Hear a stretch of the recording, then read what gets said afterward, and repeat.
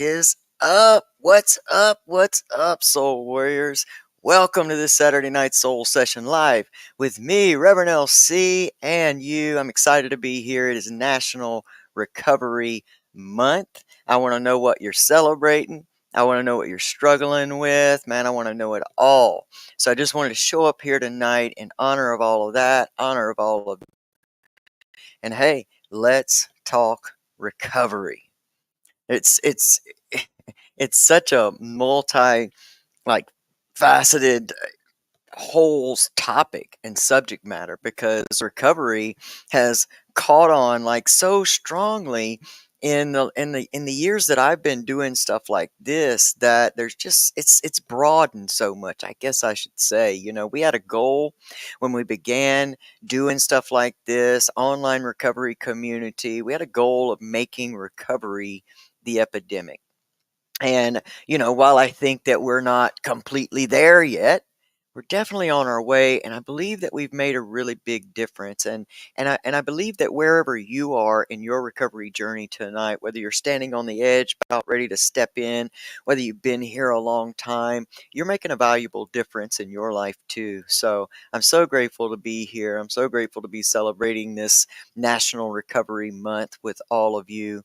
You are amazing human beings, and I don't have to know you to know that.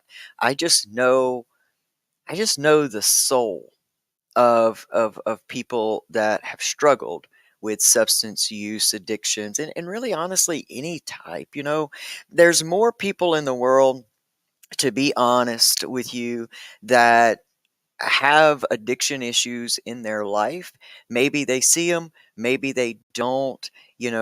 I think almost the gift of those of us that are in substance use types of recovery and have had substance use addictions, there is this intensity that calls you towards healing, and it gets very, very strong, and our lives depend on it. That's why I think that we're so valuable in this time, in this space, in this reality that we're in, that we're living in right now. I mean, it's a scary time for a lot of reasons. But what scares me the most, I believe, honestly, is the fact that there is so many people that are losing their lives before they have that opportunity to step in and heal. And we're not guaranteed tomorrow. Doesn't matter what space you're in. That's the nature of life. But we are inactive, when we're in active addiction, there is quite a bit more of a chance for us to not make it to that defining moment when we stand up and say, enough's enough. There has to be more to life than this. So that's what we're going to talk about tonight. If y'all see me a little bit distracted, I just wanted to share this. Actually, just wanted to share this video out and, to some places. I don't always anymore take a whole lot of time in sharing these out. Not because I don't think that it's important, but just because, I'm always so like I look forward to this day to be able to come and do what brings me joy, and it brings me joy to share about this stuff to you, with all of you, because I just didn't ever expect to be here. I never made any plans to honestly be alive this long. And so, we all think that we are the most hopeless. We all think that, we've done so much that we can't come back from it. And I'm living proof of that, which is why I started doing this in the first place, because, I felt like, holy crap. Like if I can get up from my give up and I can create a life that I love, man, like I know that anybody can do it. And not to make it sound simple, not trying to make it sound light, not trying to make it sound simple, because it's going to be the hardest process you've ever been through, but it'll also be the most rewarding. So I want us to talk about this tonight. I really want to know, wherever you're watching us from, whatever one of the platforms that you're watching us from, um, I'd like for you to tell me, what are you celebrating in this National Recovery Month, and what are you struggling with? And if I can get some answers back, I'd really love to speak to those things. If you feel comfortable sharing. I know we're kind of in an open public space. We're live on 6 platforms right now. So it's going to be hard for me to get to everyone. So if there's anyone out there that I know, and I'll look in just a minute, but if there's anyone out there who doesn't mind helping me field questions or comments or things that people say in case I miss them, I would greatly appreciate that. Um, and if not, maybe we're just going to have an amazing, amazing time tonight.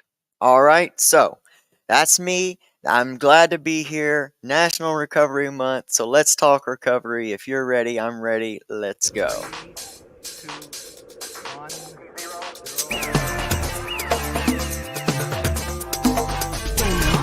3, 4.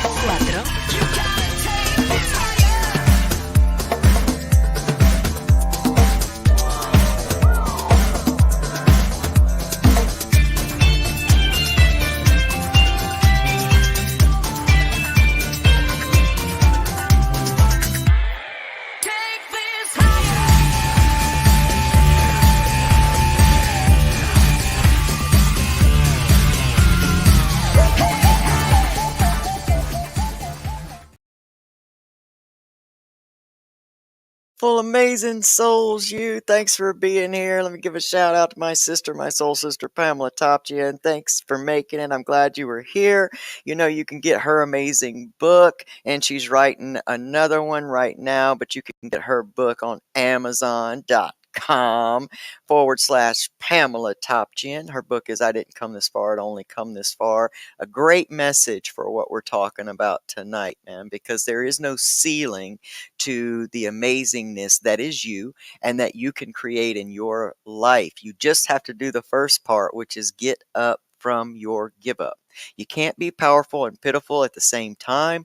You can't be happy and sad in the same moment. And there are some amazing things that we as human beings can do to show ourselves who we are. So pick up Pamela's book, I Didn't Come This Far, It Only Come This Far, on Amazon by typing in Pamela Topjian, Topjian. Let me say what's up to Michael Pierre at Sober Press. If you don't know nothing about the Sober Press, then go ahead and hit him up, telling stories of recovery, man, just giving people hope and love through everything he does. He was a guest on this show as well. You can go back on YouTube and check his video out.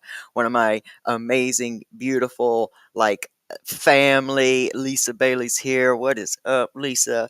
I'm looking forward to hoping to get down there and see you guys. I miss y'all so much. Send the girls, the rest of the girl crew, my love. What is up, Joe? Good to see you. I love you guys. What's up, Michelle Hampton? Thank you so much for being here. And if anyone else is out there that I haven't called out or said hello to, hey there, what's up? Thanks for being here, and thanks to all those that will actually watch this at a later date. I kind of believe these things are almost like anything. They're kind of timeless. You run across them when you need to. You know, I don't know necessarily where to start tonight. Man, I appreciate Joe. Oh, yeah, on Instagram, Deadpan Comedy, at Deadpan Comedy, is my good friend Joe's channel. I put some great little shorts up, and they're really nice. I love seeing people create and do different things, man. It makes me excited, excited, excited. And yeah, I'm done with the sharing out at this point. I'm kind of over that already. So listen, it's National Recovery Month. So what does this mean, man? For me in my life, sometimes the day to day, even though I know I'm always in recovery and I really am always trying to move towards an even better version of myself, National Recovery Month gives me the opportunity to just kind of sit down for a minute and get quiet within myself and really look at how far I've come, where I've been, and how it all intertwined to make me who I am. You know, I began drinking the first time I ever really had a real drink and got drunk, I was 11 years old. And I remember going through so much in my life. I dealt with a whole lot of sexual abuse and emotional, mental, and physical abuse as a kid. I knew I was different from the get-go. I always felt not at home in my own skin. I also didn't feel like I belonged in my family, to be honest, because I was a real hothead, and I just had this very boisterous personality, and my family were all very conservative and calm, and so there was all this disconnect. And so I found alcohol. I had met my father when I was 8 years old, and he was my hero. For what, I don't really know. It was, I guess it was just the unknown, the factor of the unknown. I knew he had walked away from our family, but my parents were young. They weren't really in love. They just got pregnant. And back in 1970 something, they made you get married. So, I always kind of felt it. I took it really personally. And so I felt this great disconnect with him, and he was a drinker. So that is exactly where I had my first drink. And my first drink led to, the binge drinking every chance I got from the time I was 11, because it was the first time that I could, because I was also painfully shy. Like, I was very introverted, along with having this boisterous personality. I was introverted, painfully shy, had learned through abuse not to be noticed, that the way to stay safe is don't be noticed. So I was always at war with myself. When I took that drink, and I say take that one drink, but it was when that feeling hit. When that feeling of that alcohol hit, it was an escape. And I just remember being a kid and thinking, oh my gosh, this is it. This is the answer. This is the only way that I don't have to feel what it's like to be me. Like, I can forget what's happening at home. I can forget having to be scared all the time. I can forget, the awful feelings that came along with, sexual abuse. And so it also, I started noticing as time went on, that it allowed me to be social. And so very early on, I got this belief in my head that the only way to be social was to drink. And so I became that friend. It was like from the moment I started, the whole it's why I so much really have some belief systems around that addiction can run through families, that it can have something to do with genetics. Now, I don't know how true that is or not. I'm not a scientist, but all I know is from that first moment for me, it was like I was immediately hooked. And I was that friend that, went to high school, and I was that friend that got drunk at all the parties. And so it got to where nobody wanted to take me anywhere, because while I would be fun for a little while, um, eventually it would get to be too much, and somebody would end up having to take care of me, or I'd be in really bad situations. So it was affecting me in negative ways from the very start, from the very beginning. And, that, of course, I didn't have any fear. It was so strange. I was such a fearful kid because of everything that was happening. uh, but when it came to substances, I had zero fear. None whatsoever. It was like I would grab something and take it to the limit, from the first time. I was not afraid to try new things. The harder it was, the harder the substance was, the more I wanted to try it, and I just wasn't scared. And to say that, so I'm about to say something that's going to sound kind of contradictory, but me not being scared me probably more than anything, because I just I knew that I would try anything. I would try anything, and I did.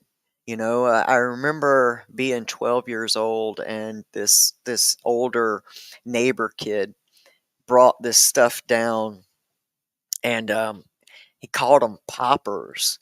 And it was this little bottle, and it had this label on it that said VCR head cleaner.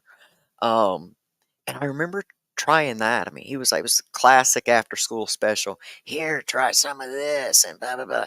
And I did.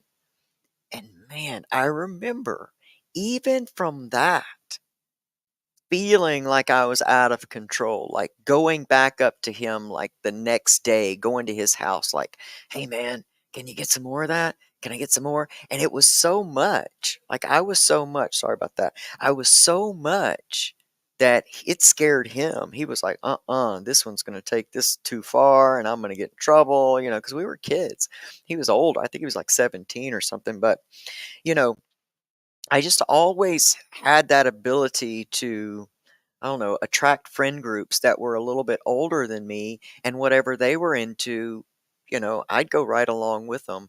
But it was it was very noticeable, even for me at that age, that I didn't have any breaks. And so it would be later down the road that um would have ended I tried opiates for the first time. And I didn't really know that you could take them for fun until I did. And once I did, like everything else, it was off to the races. Because for that first time, when the opiates hit, that was a feeling that was much different than the alcohol and stuff. Like that was a feeling that says, huh, everything's okay. Everything is okay. For this one moment, this is what happiness feels like. And I had felt like I was having some like deep soul level search for happiness. And I just couldn't find it in my surroundings. And again, feeling so different. So, that really quickly took off. I mean, that took off. And that whole thing, and I had my times. I would call myself, and I don't laugh at this to make it light. I laugh at it because it's a little bit ironic that, there would be times when I would take a break from the opiates. Let's call that trying to get clean and sober, because I've only tried recovery once and I'm still in it. So, clean and sober is a completely different thing than recovery.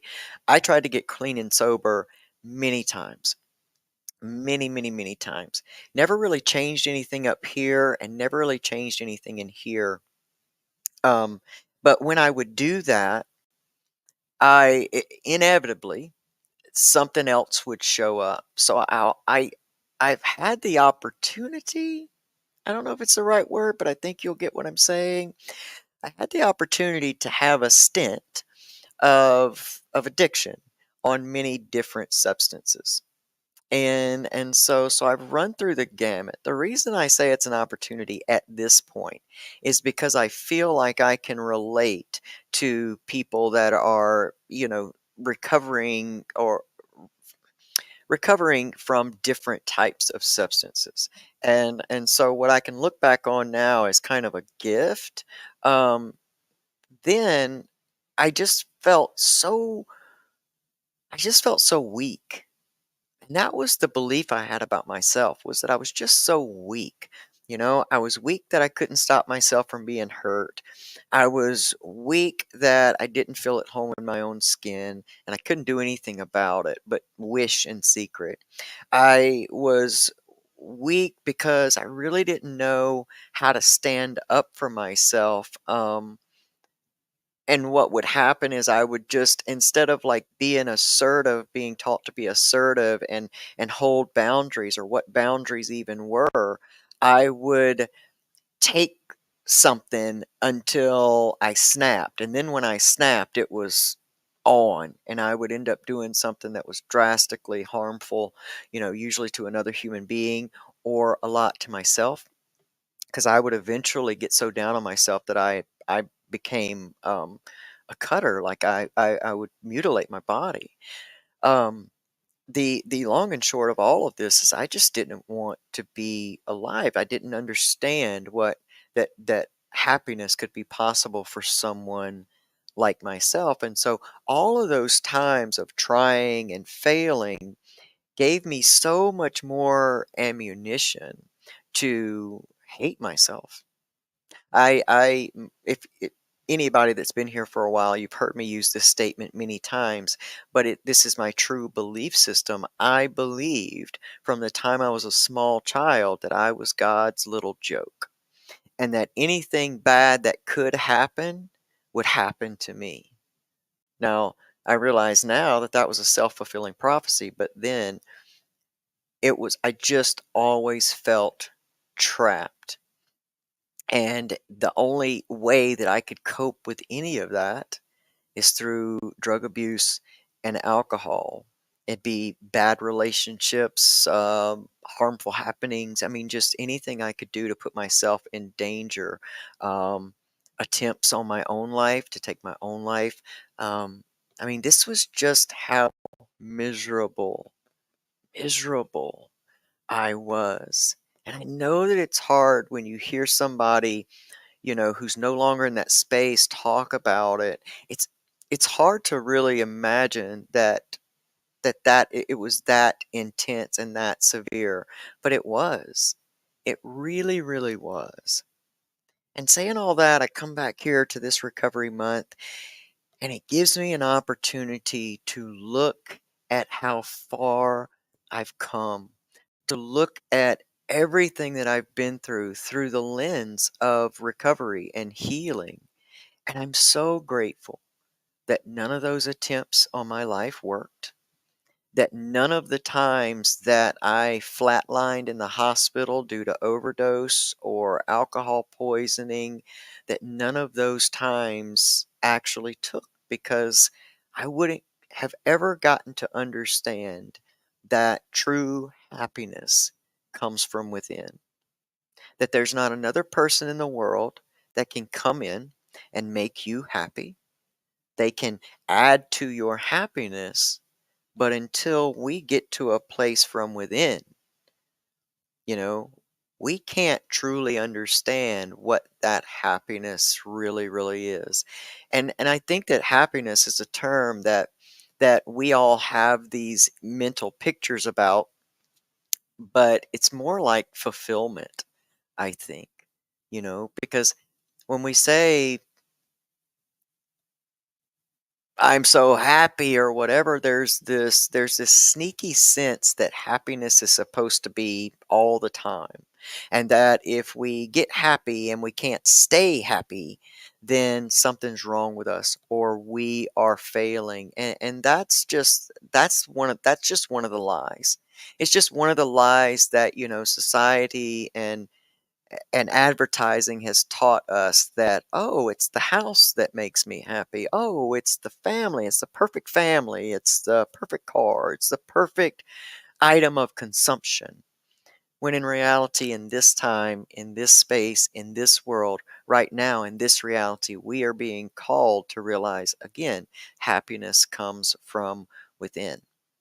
So, my recovery journey began 10 years ago with a moment of super truth within myself. I had done the clean and sober thing. I had been doing pretty doggone good, and then some life happened that was overwhelming to me, and I went into a 9-month relapse. That 9-month relapse saved my life and my sanity, because at that point, I had created too much to lose. And I think that's a valuable point. While other people cannot make us happy, while we can't recover for others, we can start to recognize how our addictions are affecting other people. And it was for me, I had a young son. I've told this story many times, so I apologize to those that I'm repeating it for. But I had a young son, and he was in his early teenage years, his preteens, if you will. And there was this night, and I'm going to be graphic when I explain it, and hope that I don't get banned, but I need to kind of set the stage for what was happening. I had just I had been picked up on something. I had gotten out of jail. At the time, I was using intravenous drugs at that point. I mean, I was in a full-blown heroin relapse. Fentanyl was just starting to hit the scene, and I had nowhere to put this shot except for in my neck. And so as my wife hits me there in the neck, I'm standing there and I'm waiting on the relief to come. I just remember the relief being so small that I thought to myself, this is what I'm going to give everything up for. This is what I spend all day, every day chasing. Is this moment of relief. Now, that should tell you how miserable I was within myself to spend all of my time, all of my money, all of my effort to gain these moments of relief. And so it was just in that moment that I started having this conversation with myself where I was, really saying that to myself like, man, you're going to give everything up. You're giving it all away for these very short, very hard moments of relief. And I thought of my son at that moment too. I thought, is this what I would want him? Is this how I would want him to cope with his problems in life? Because life comes with problems. There's no way around it. And is this how I would want him to to handle it? And what would happen if, this went bad and me and his mom were both taken out and he was left by himself. And so I started having all these real life, real big existential questions happening within me. And it was just in that moment that I said, here's my choices. I'm either going to wait till everybody goes to bed tonight and I'm going to leave here and I'm going to spend whatever life I got left out on the street, which I'll give myself a week or 2 weeks tops. That way they'll just be better off without me. Or I'm going to figure out how to change my head and my heart. Because I had been going through this long enough to know what my real triggers were. And my triggers were when I was getting caught in the past and reliving the experiences that I'd been through. And my focus at the time, because I had no idea about gratitude, I'd never even really heard the word in a space that made any real sense to me. Didn't make the word stand out, if that makes sense. And so I didn't know how to live life on my terms. I only knew how to catch the shit that I felt like life was throwing at me. And I really wasn't even doing that good a job at catching it. It was just landing all over me. And I really believed and thought that that was what life was, is that you play the hand you're dealt. And, Martin John and I talked about this a couple of episodes ago that, yeah, it's true. You do play the hand you're dealt, but how do you play it? I just never realized I had a choice. And I think that's what's happening for a lot of folks is that we've grown up in these situations. Our life keeps showing us how we're vibrating on the inside. So if we come from trauma and we're still vibrating on the level of trauma, we are attracting more trauma back to us. And so it becomes this vicious cycle that just continues spiraling us down. And so I guess in some ways, I hope my story allows you to know that you have a choice wherever you are. Wherever you are in whatever journey you're going through, in whatever aspect of your life, you have a choice on how you're going to live it, on how you're going to be affected by it, on what you're going to do with that. And so it was on that night that I decided I'm staying in here. I'm staying here. I'm going to learn how to do this. I'm going to make these major changes. I'm going to study my own past well enough to create myself a strategy for the future. Now, that was very, very quick. I had two things I was going to do. This is how I was going to start it. I was going to tell the truth no matter what. Every time my mouth opened, I was going to tell the truth, whether it hurt feelings, whether I exposed something that I didn't want to really expose. I was going to tell the truth no matter what. And I signed up for an outpatient treatment program, and I also decided whatever they tell me to do, I'm just going to do. I'm going to do it no matter what. Even if I'm kicking and screaming a little bit, I'm going to do it. I'm going to do the opposite of whatever I think the right thing to do is. I'm just going to do the opposite and commit to it. And that's what I did. And there was so much white knuckling through all of that. And that's why Recovery Soul Food was born. That's why I started doing this stuff, because I thought I can't be the only one. 12 steps didn't resonate with me. Um, I was on MAT then. I knew I needed to go back to that. I knew one of my biggest struggles. I mean, I had been an opioid addict for such a long time.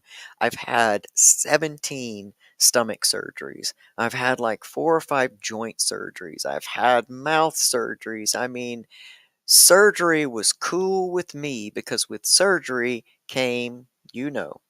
So I, my body had been so altered that I knew that the pain and the withdrawals were going to be, no matter how committed I was in my mind, that it wasn't going to last past day 4. So I went back to MAT. I made this commitment to myself. I told the treatment center straight up. I said, I want to be on, I do not want to go over this milligram. I made a deal with myself. I worked my counseling. You know, I really worked my counseling, and I was really, really blessed. Now, I didn't start out with the best counselor. I had to go through a couple duds to finally get somebody who had the ability to help me, because I had been in and out of the mental health system since I was 14. I used to prize myself on being able to counsel the counselor better than they could counsel me. Or I became very, very, very, very good at telling these people what I thought they wanted to hear. And so I think we got to know ourselves. You know, one of my biggest issues was sitting alone with myself. I could not be alone with my thoughts. I couldn't be alone with my past. I couldn't be alone with myself. So I always ended up having to be with somebody, like be in a relationship or something. Or I never wanted to be alone with myself. And in my first year of recovery, I was forced to be. You know, my wife and I went into treatment together. Unfortunately, during that time, she ended up having her own relapse. And once again, the God's little joke narrative came a calling, because I thought, what are you doing? Like, I'm trying, I'm really trying, like I'm on to something. I think I can do it. Like, I'm working on this. It's already so hard. Da da da da da, all the stuff. And I just kept digging in. And I found what worked for me, in that I cannot stand hypocrites. And I never wanted to be a hypocrite for my son. So I was never going to look at him and say, don't do this, and me be doing it. So that is what honestly pulled me up on the days that I just wanted to join my wife. You know, thank God she is absolutely coming up on 7 years in recovery now. I mean, it's a beautiful thing. I'm so grateful to have had the experience, because once again, I can now relate to people and families that have, you know, like kids or family members or partners that are going through this. And so it really gave me a different perspective. And part of me knew that then, but I wasn't in a space where I could, you know, really see it so much for its big picture.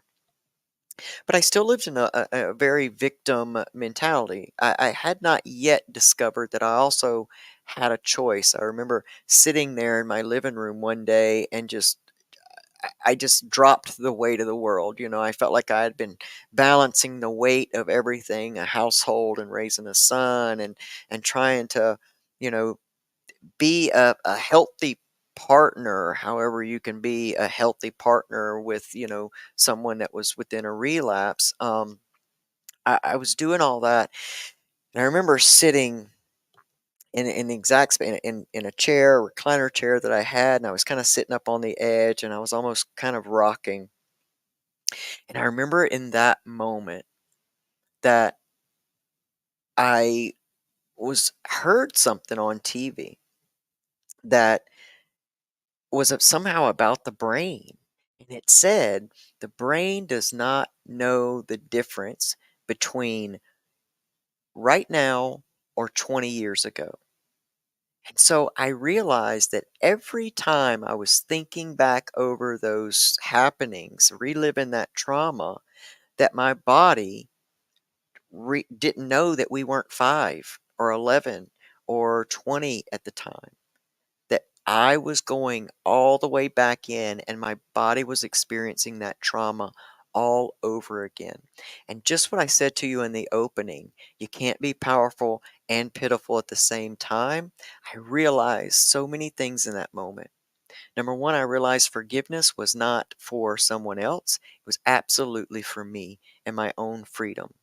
And that to me made forgiveness, the forgiveness that was necessary for my recovery journey, that it made that process a bit easier, because realizing that I was not excusing someone for harming me, that I never even had to pick up the phone and call and say, I forgive you, that I had to do it within me and for me, because I was looking for my power, a power that I didn't even realize existed within me.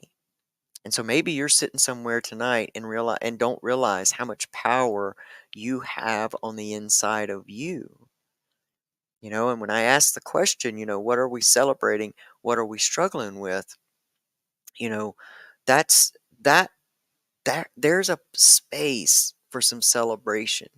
Doesn't matter where you hear it, why it clicks, or when it clicks, but the moment that you realize, look back over your life, even in active addiction, and realize how powerful you are. You have now become a dangerous situation.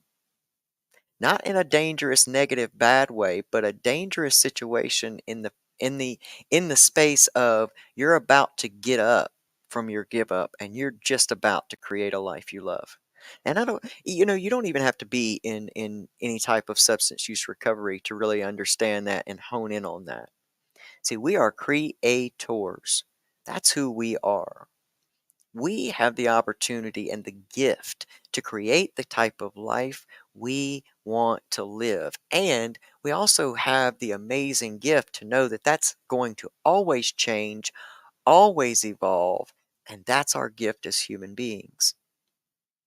And so, if there's any way that I can help you, empower you to realize your own power and how much, I don't need, the word is not control, because that creates suffering.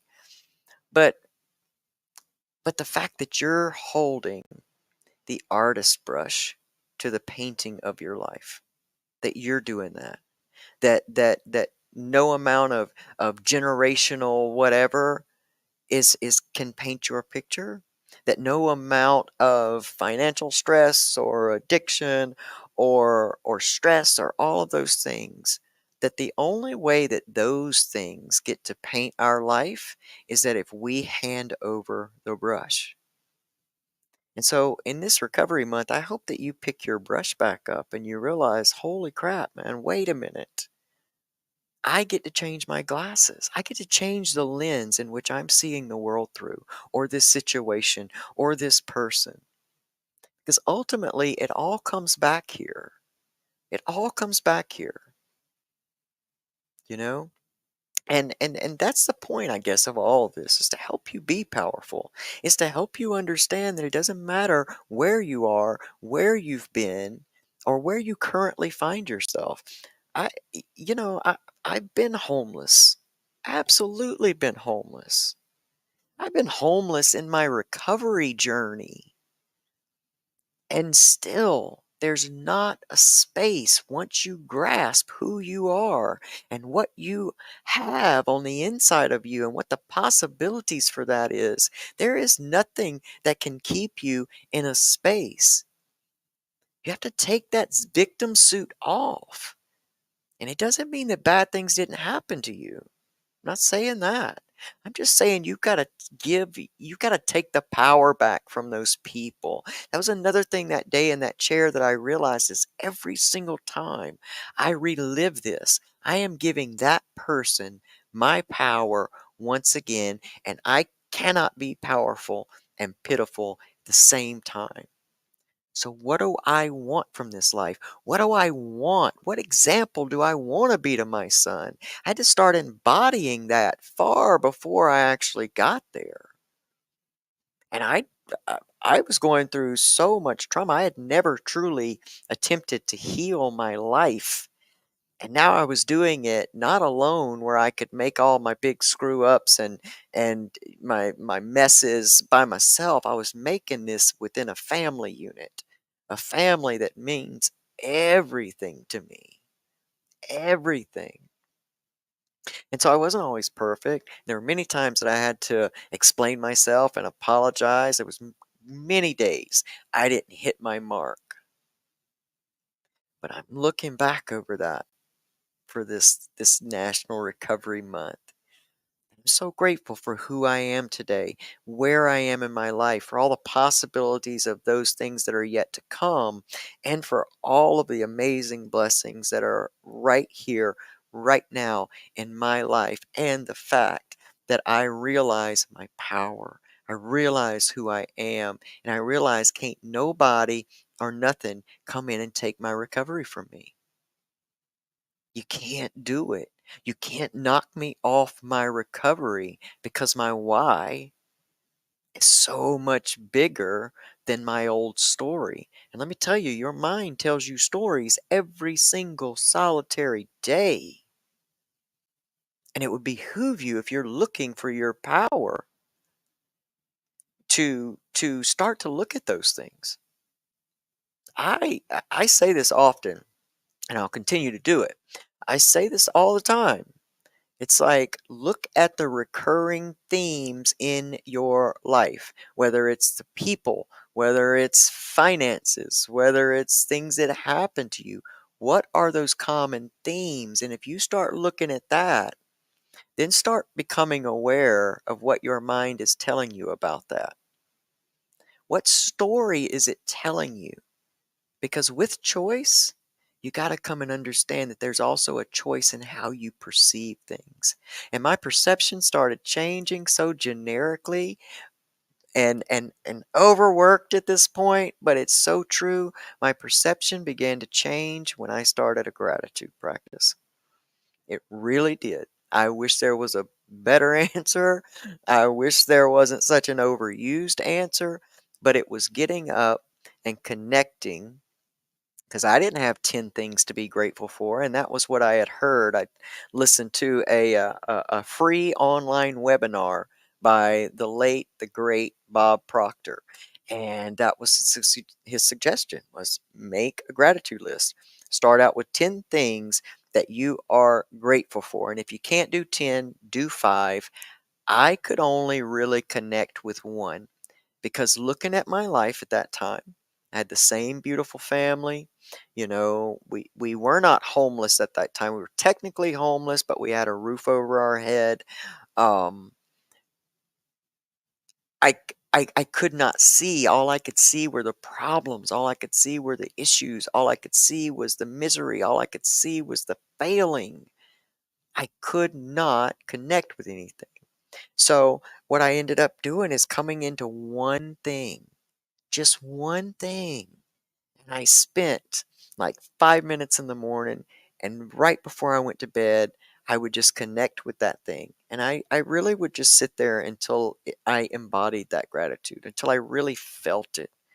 And it seems kind of juvenile to say, but you know, it was my little dog. It was my little dog. You know, there was no issues around her. I wasn't failing her. She was super cute. Well, she is super cute. She was super cute. I wasn't failing her. She loved me so much. You know, she was fed. She liked me no matter what an asshole I was or what I was going through. She was always there to help. And that was what I began to connect with. And I tell you, over the course of probably 30 days of just doing that practice, I just started noticing little by little that I was adding to that list.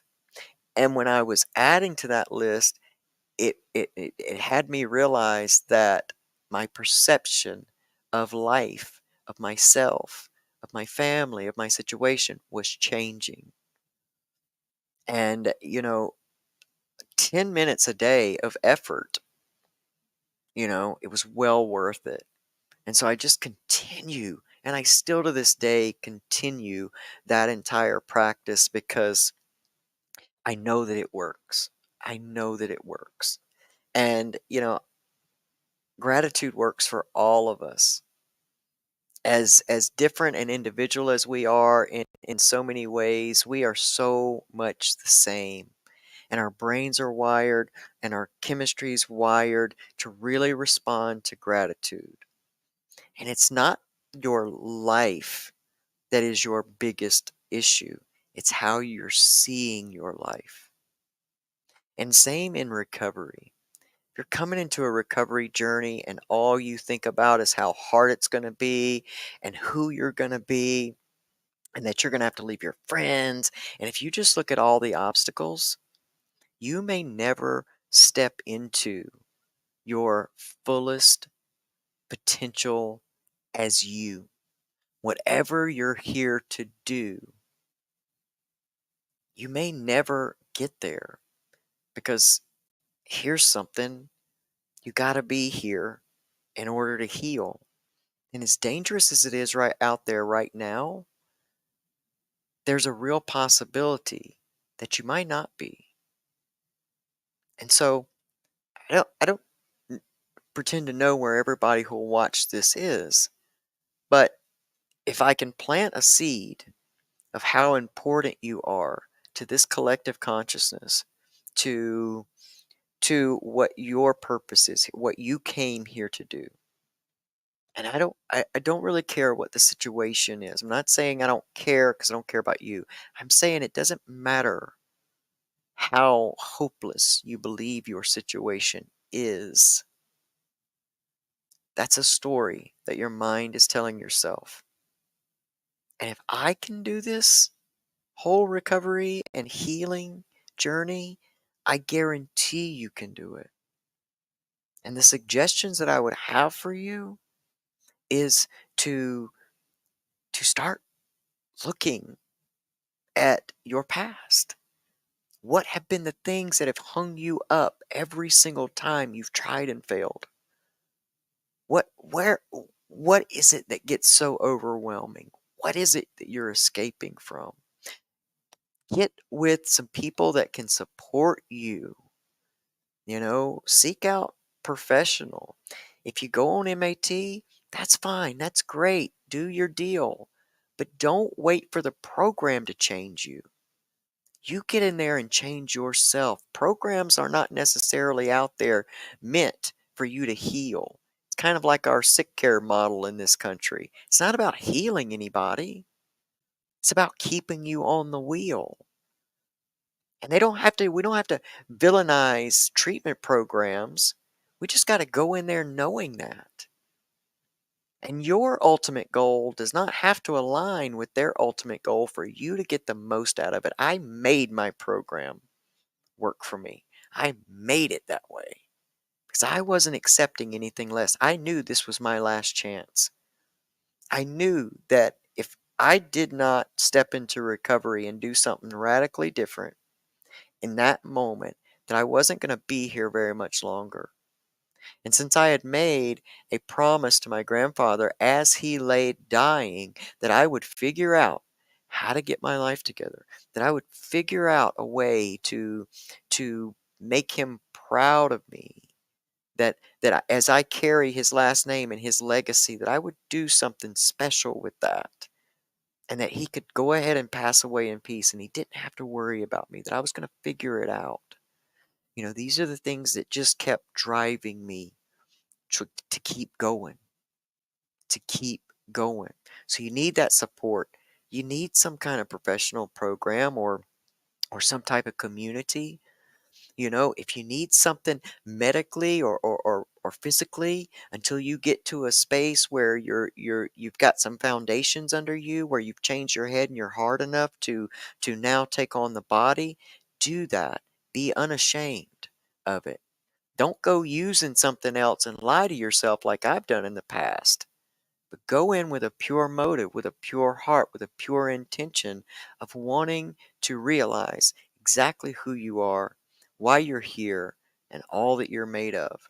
Because being out in active addiction ain't for the faint of heart. So no matter how weak you may feel like you are, you're not weak. You are not weak. You survive, and you've been surviving. When you got up, broke, busted, and disgusted with nothing, you made a way that day. And there's something in you that is calling you forward to heal. You wouldn't be here in this podcast if not. It's calling you forward to heal. And healing is available, it's possible, and you're so fucking worth it. Just can't reiterate that enough. You're so worth it. We need you.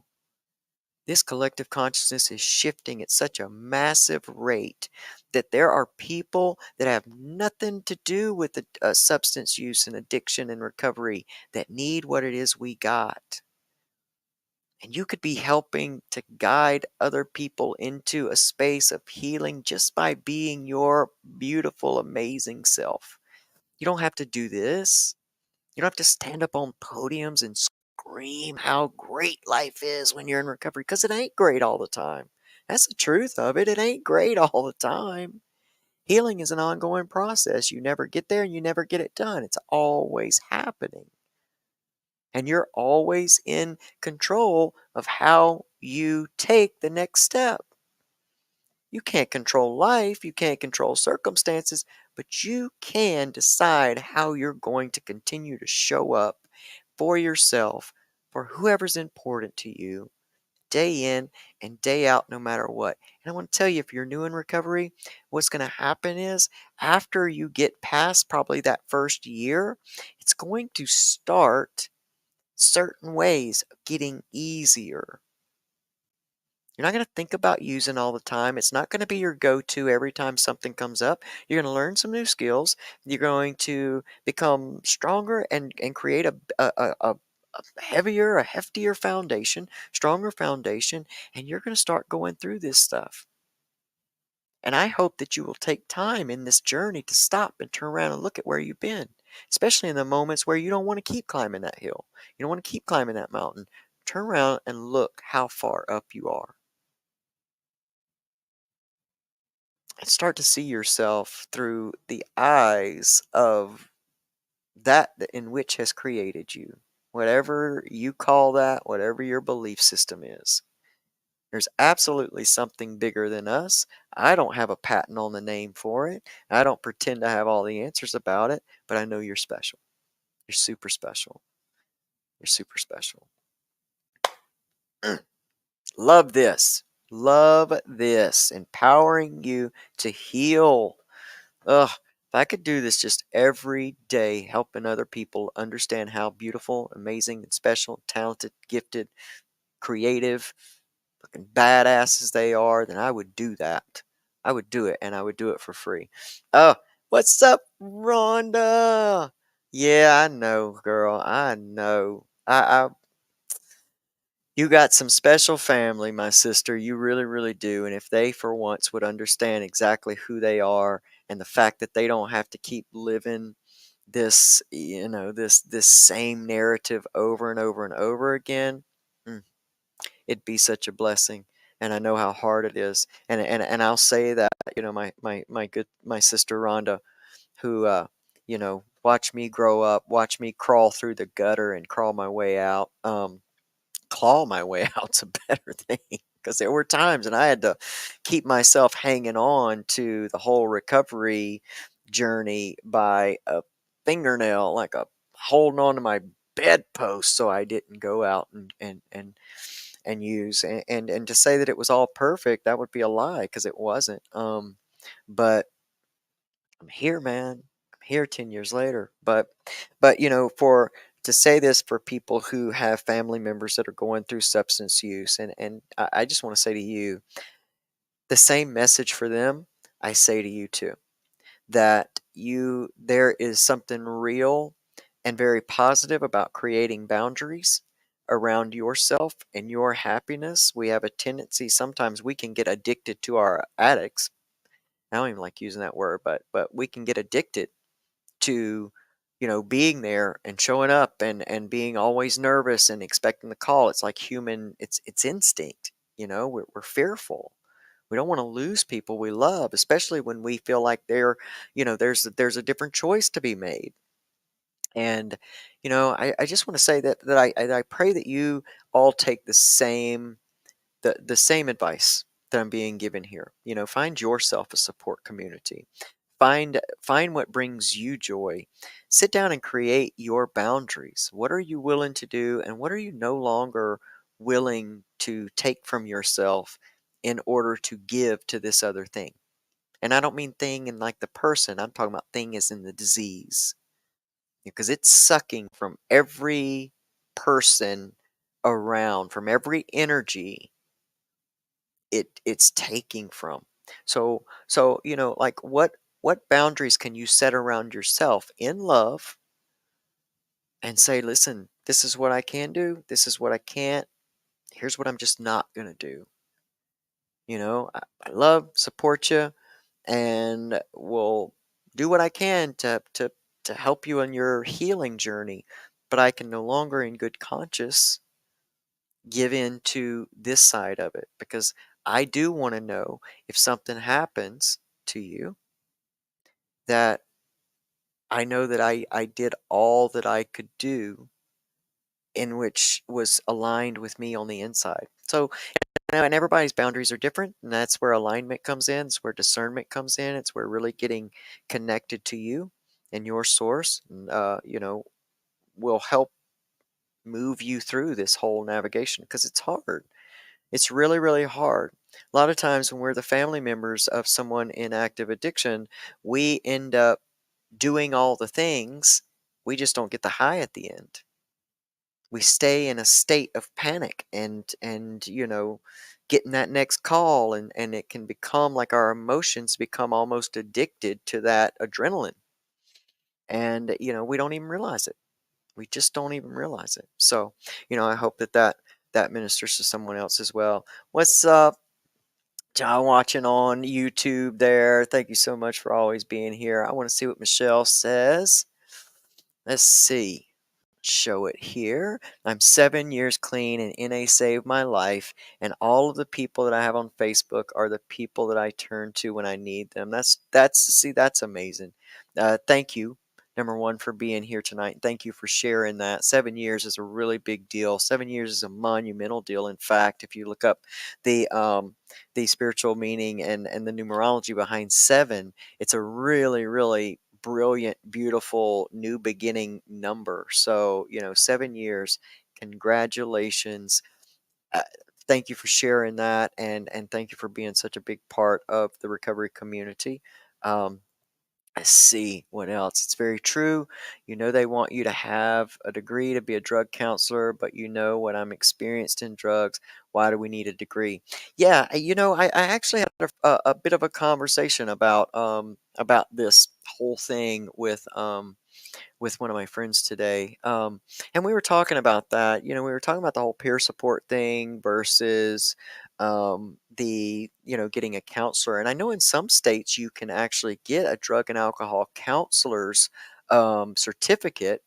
That's like, I think, a 6-month program that you don't have to have a degree for. So, Michelle, I'm not sure.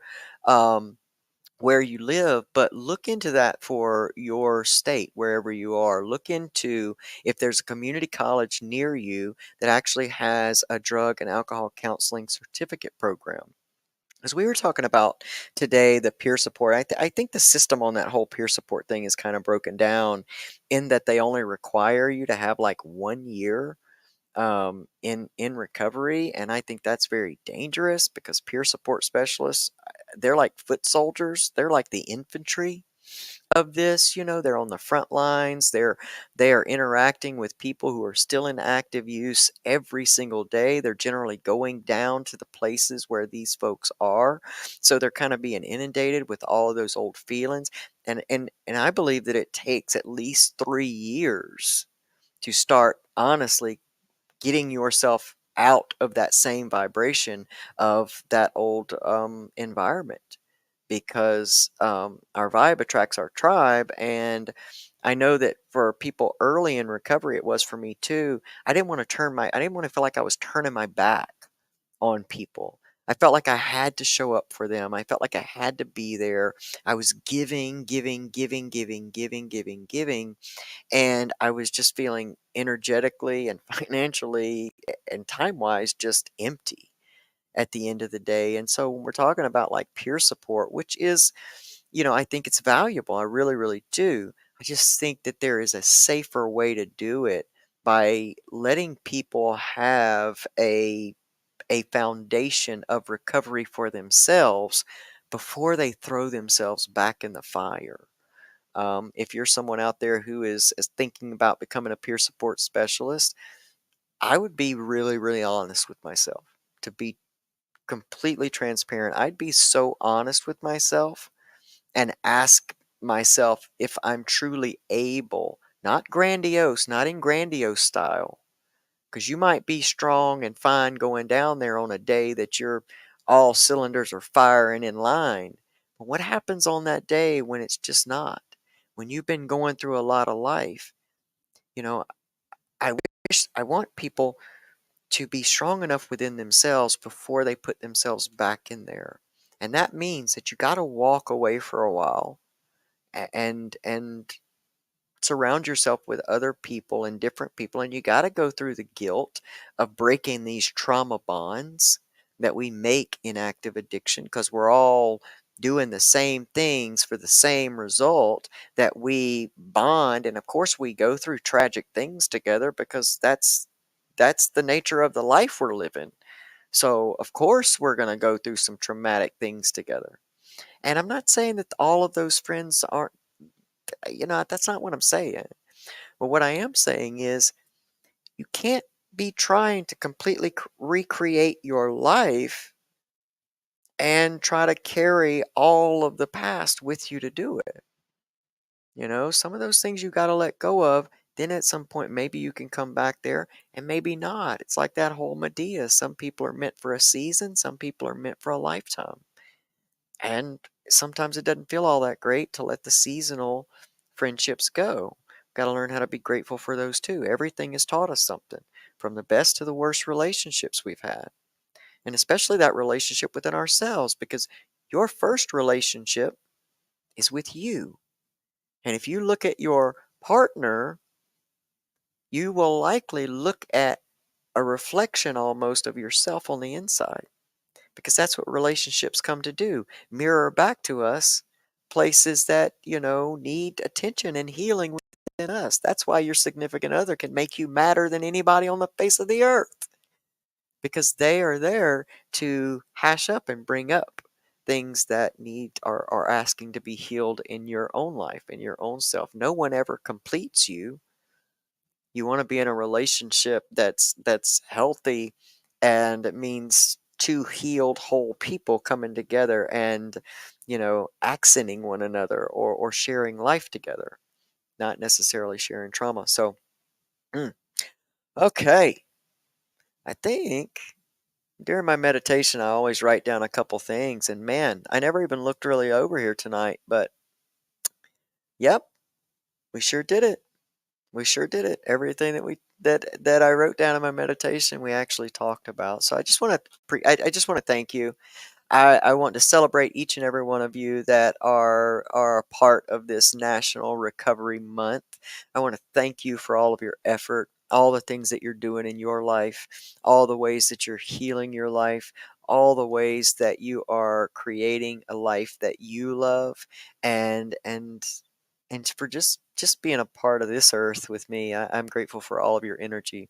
So thanks everybody so much for sitting with me and listening to me and having this and talking back and forth with me. Pam, I love you so, so, so much. You're right. There is always hope. If you got breath, there is hope for a better tomorrow. A better tomorrow. And I promise it can happen. So check out Amazon/Pamela Topjian, Topjian. Pick up her book. I didn't come this far to only come this far. Go check out my buddy Michael at Sober Press on Instagram. Go check out my good friend Joe, Deadpan Comedy over on Instagram as well. Thank you so much again, John. I appreciate you always for building me up and for all my beautiful, amazing friends. I'm the most blessed human being on the world. For my sisters Lisa and Rhonda, I can't wait to see you guys again. I'm so overwhelmed right now with just pure gratitude of getting to bring this up and bring this out to y'all tonight that I could almost shed a tear, and I ain't gonna do that. But I love you guys so much, and I appreciate you all being a part of my life and my energy, and I'm so grateful to be able to do this, and I'm grateful to be able to sit in the seat that I am today, because there just was a time that I just didn't think I'd ever be here, and I'm just grateful for life today, and I'm grateful for you, and I'm grateful for your lives, and please keep going.